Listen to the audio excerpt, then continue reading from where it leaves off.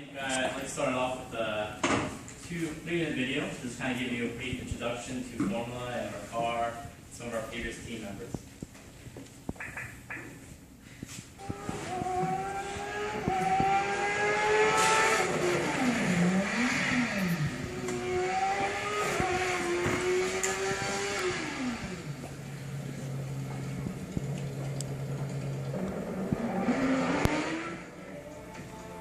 My name is Mike Rooney. I joined the team back in 2008. My name is Dan Ray. I've been on the team since 2011. My name is Connor. I joined the team in 2010. My name is Terrence Wheat. I've been on the team since 2008. When I got accepted to the UBC Mechanical Engineering Department, I knew I needed something to distinguish me from my classmates. Formula UBC was a clear choice. Formula UBC has taught me a lot about engineering. From going through the engineering design process, to working with different CAD packages, from working in a team environment. Communication skills, working with sponsors. It's given me insight to what it's like to work in the real engineering world. Formula UBC is full of camaraderie. I've met so many great people. I've learned from senior students at UBC as well as helped to teach the younger members. When we took this car to the 2013 competition in Lincoln, Nebraska. The competition consists of both dynamic and static events, so you're judged on things like the design as well as how the car performs. The competition is very fast-paced, and there are always issues that come up. At competition, on the warm-up pad for our first dynamic event, we had a drivetrain failure. The half shaft popped out of the tripod housing. We took it back to the pits and did everything we could. The team really came together. All the guys in the competition were scrambling. After autocross, the team brought the car back to the hotel, and we worked under the street lamp in the parking lot. And we stayed up until 3:30 to make sure the car was rock solid. The car was passing the other cars left, right, and center. We were posting top times during the endurance event. The part I'm most proud of on the car would be the entire aero package. The aerodynamic package is the first Formula UBC has ever done. It was part of our capstone project. It performed really well in competition and was actually got us really high points in the design as well. I think this is likely one of the best cars that Formula UBC team has ever produced. Favorite part of Formula UBC has got to be going through the whole design process, being able to track down parts, to build it, to test it, and to be able to finally put that on the car and see it run. The absolute favorite part about the team is getting to test the car before competition. It's an absolutely unbelievable feeling. We have Formula UBC alumni in Formula One, such as Ferrari, Mercedes, as well as Lotus. Come September, I'm going to be off to the UK where I'm going to do a Master's in Motorsport Engineering at Oxford Brookes University. Hopefully one day I'm going to be going to F1. So that was just a short video kind of giving you a glimpse of what competition is like and testing the car. All right. Welcome to voiceover. Voiceover.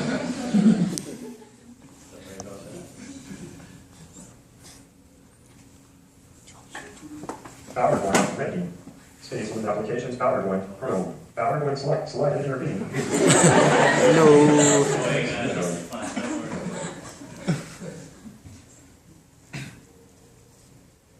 Space with applications, power. Voice over the line, power going.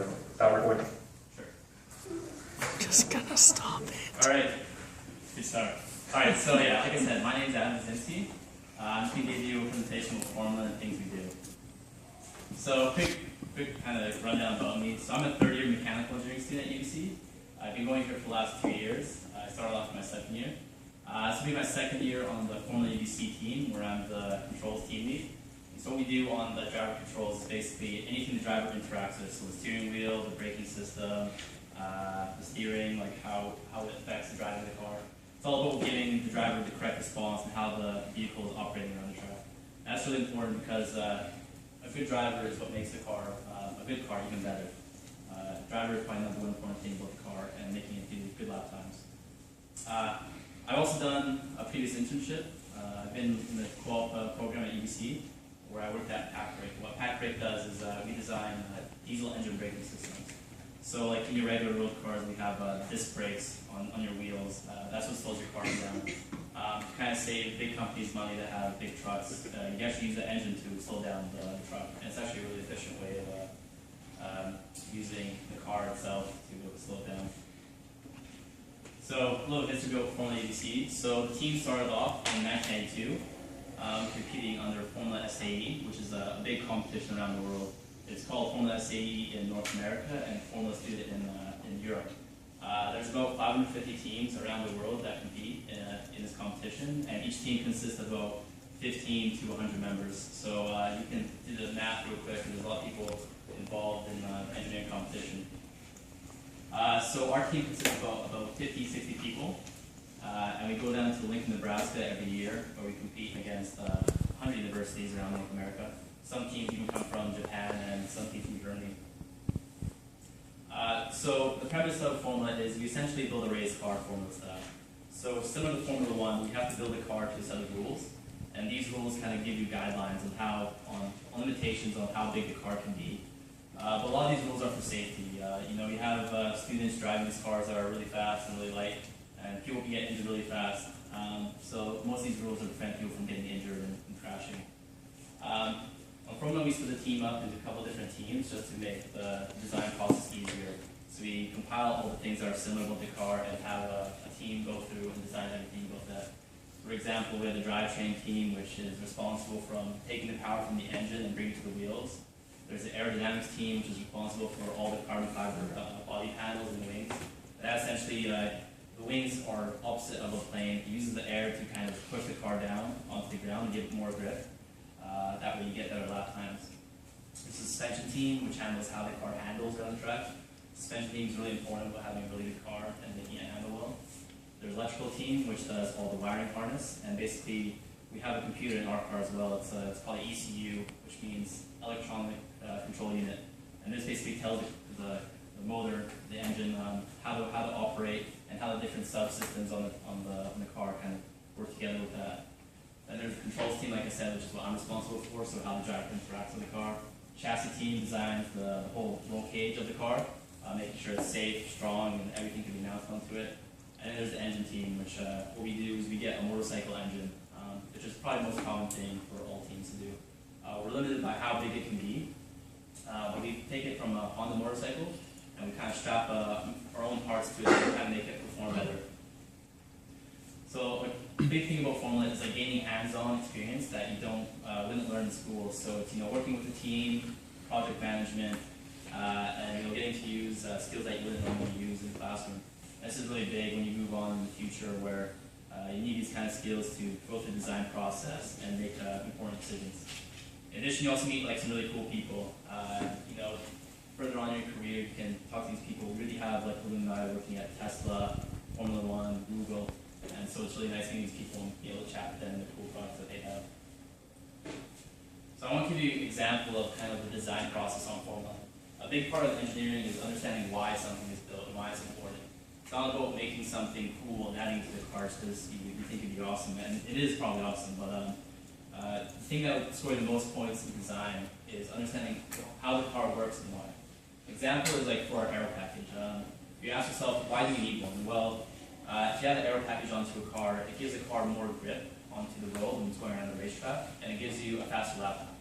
And this is really important in our competition because having faster lap time means your car is the best. So how we do this? Well, we use a program called LapSim, and this pretty much simulates the car going around the racetrack and gives you a rough time.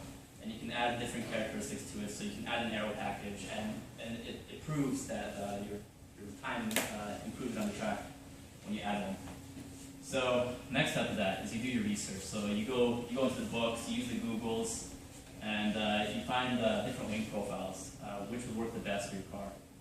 After that, you've got to create a 3D model of it, and you run simulation on it. So as you see here, this is a program called CFD, and that stands for Computational Fluid Dynamics. What that basically does is it simulates air going around any object. And so you do that to simulate the air going around their wing and see how the air affects that object, how much force it creates on it. And this gives us a good idea of how well it's going to perform. So after that, you prototype it. See here, we made like a 1 to 5 scale model of our car, and we put it in a wind tunnel. You can see it has 2 wind tunnels. And this we kind of use to compare with our simulation. And this will give us a good idea if we have the right track of what we're planning, what we're doing. After that, you got to build it. When we build it, we take it to the track, and we also do track testing and use that to compare to the prototyping and the simulation. And once we have all these two together, we present to the judges, and the judges will kind of give us an idea if we have, the right thing in mind of how we use the design process to kind of justify our results. At the end of it, it's always about improving. So you gotta look at the design, see what can be better about it, how you can integrate it into the car more, and make it simpler. Big thing about Formula is making things simple and reliable. So I'm sure you guys want to know like some general specifications of the car. So the car does 0 to 60 in about 3.5 seconds. For if it's a new driver. That's about 87 horsepower. The reason why the horsepower isn't so high is because the car is really small and really light, and it's restricted by an air intake that's about the size of a quarter. So you can definitely get more horsepower in the engine, but because of the rules and making it safe, we have to have this restriction. It uses a semi-autonomous gearbox, so like in Formula 1 or some of the newer sports cars, you have paddle shifting, and this is